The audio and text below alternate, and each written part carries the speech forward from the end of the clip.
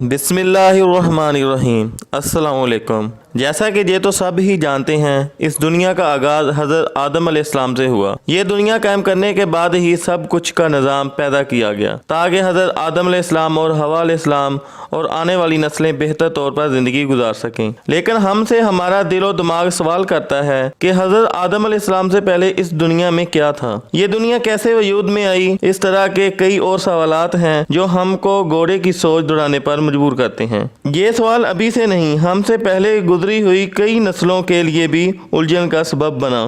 حضرت محمد صلی اللہ علیہ وسلم کے دور میں بھی لوگ آپ صلی اللہ علیہ وسلم سے سوال کرتے تھے کہ حضرت آدم علیہ السلام سے پہلے کیا تھا؟ اس سوال کے جواب کے لیے کچھ حقائق کا جاننا بہت ضروری ہے۔ سائنسدان، عیسائی اور مختلف لوگ بیان کرتے ہیں کہ زمین پر آدم علیہ السلام اتارنے سے پہلے یہاں شیطان کو پھینکا گیا، کیونکہ جب حضرت آدم علیہ السلام کی تخلیق ہوئی ان کو جنت میں اتارا گیا۔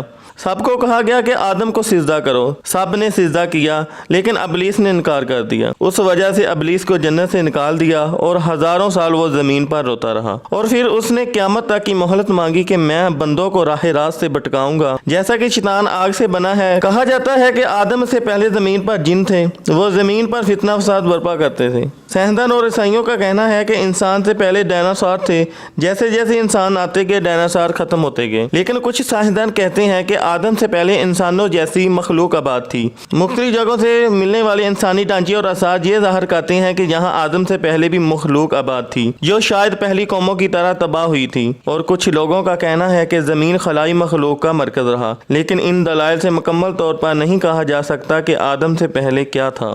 لوگ اپنے حساب سے نتیجہ اخذ کر کے پیش کر دیتے ہیں۔ پاک کتاب قرآن پاک میں اللہ تعالیٰ فرماتے ہیں، وہی ہے جس نے 6 دن میں آسمان اور زمین کو پیدا کیا، اور اس وقت اللہ کا عرش پانی پر تھا۔ دوستو، اس فرمان سے جو سمجھ آتی ہے کہ آدم سے پہلے زمین پر صرف پانی تھا۔ آپ صلی اللہ علیہ وسلم سے لوگوں نے پوچھا، آدم سے پہلے زمین پر کیا تھا؟ آپ صلی اللہ علیہ وسلم نے فرمایا، صرف اللہ تعالیٰ، نہ اوپر ہوا تھی نہ نیچے، اور عرش پانی پر تھا۔ اور اللہ تبارک تعالیٰ نے قلم کو وجود میں آنے کا حکم دیا اور کہا لکھ، اور اس طرح انسانوں کے آنے سے 50,000 قبل ہی ہر مخلوقات کی تقدیریں اور ان کے بارے میں لکھ کر لوہے پر محفوظ کر دیا گیا۔ حضرت ابو ہریرہ سے روایت ہے کہ جب حضور صلی اللہ علیہ وسلم سے دنیا میں موجود چیزوں کی ترتیب پوچھی گئی تو آپ صلی اللہ علیہ وسلم نے میرا ہاتھ پکڑا اور کہا، جب اللہ تعالیٰ نے دنیا بنائی اس کی ترتیب یوں تھی کہ ہفتے والے دن مٹی پیدا کی، اتوار کو پہاڑ، سوموار کو درخت، منگل کو تکلیف، بیماریاں، مسائل، بدھ کو نور، جمعرات کو چھپائے اس زمین پر پھیلا دیے،